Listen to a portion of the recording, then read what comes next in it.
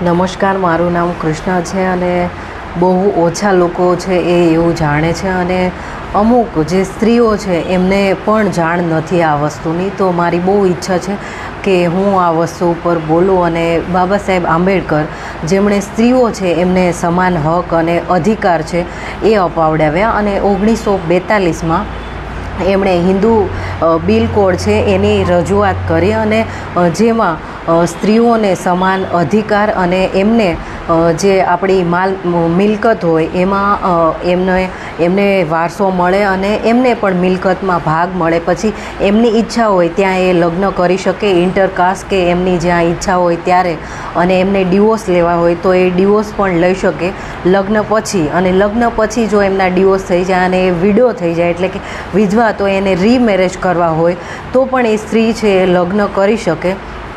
અને જે પુરુષો છે એમનો જેટલો અધિકાર છે એવી રીતે સ્ત્રીનો પણ બધી જગ્યાએ અધિકાર હોય એવી રજૂઆત ડૉક્ટર બાબા સાહેબ આંબેડકરે 1942માં કરી. અને હિન્દુ કોડ બિલ હતો અને અમુક જે સ્ત્રીઓ છે એમને હજી આ ખબર નથી કે એમને જે બધાય હક અને અધિકારો અપાવનાર બાબા સાહેબ આંબેડકર છે. અને એ સમયમાં સ્ત્રીઓ છે એમને બહાર નીકળવું પણ એક મોટું કાર્ય ગણાતું હતું. ને એ વખતમાં બાબા સાહેબે એમ વિચાર્યું કે મારા સમાજની સ્ત્રીઓ એટલે કે ખાલી દલિત સ્ત્રીઓ નહીં, એટલે તમે એવું પ્લીઝ ના સમજતા. અને જે મૂર્ખ લોકો એવું સમજે છે કે બાબા સાહેબ આંબેડકર છે એમણે ખાલી દલિતો છે એમના માટે જ બધું કર્યું છે, પણ તમે બધાય ભૂલી જાઓ છો કે બધી સ્ત્રીઓ માટે, પછી જે વર્કર્સ હોય છે એમના માટે, ટીચર્સ હોય છે એમના માટે, અને જે સ્ત્રીઓ છે એમના માટે એમણે આ બધું લખ્યું. અને જે મેટર્નિટી લીવ હોય છે, ક્યારે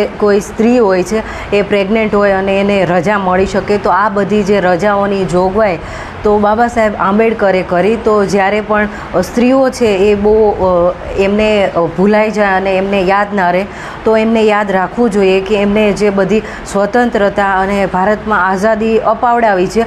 કેમ કે સ્ત્રીઓ છે એમને બહાર નીકળવું અને એમને કામ કરવું એ ભારતના લોકોને આજ પણ હજી એટલું પસંદ નથી. અને ત્યારે એ વખતમાં કે સ્ત્રીઓને બહાર નીકળવું એ જ બહુ મોટું કામ હતું. ત્યારે બાબા સાહેબે આપણા માટે કામ કર્યું છે. એટલે બાબા સાહેબ મારા માટે એટલા માટે ભગવાન છે. કોઈકે મને પૂછ્યું હતું કે તમે કેમ બાબા સાહેબ આંબેડકરને ભગવાન માનો છો, તો એના ઘણા બધા રીઝન છે અને એમાંનું આ એક છે. ધન્યવાદ. જય ભીમ અને જય ભારત.